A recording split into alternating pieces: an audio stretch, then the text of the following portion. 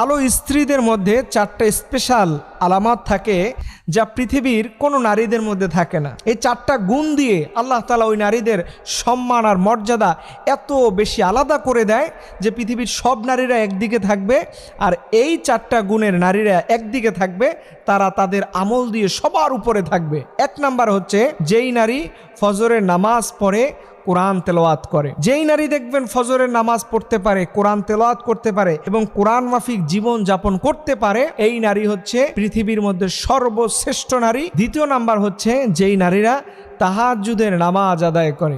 এই গুণ পৃথিবীর খুব কম নারীদের মধ্যেই আপনি খুঁজে পাবেন। তাহাজ্জুদের নামাজ পড়নেওয়ালা নারীরা এই পৃথিবীতে তাদের সংখ্যা খুব কম। যেমন করে একটা রানী গোলাপ পৃথিবীতে 100 বছর পরে নাকি ফুটে, তার চাইতেও মূল্যবান হয় যেই নারীরা তাহাজ্জুদের নামাজ পড়তে পারে।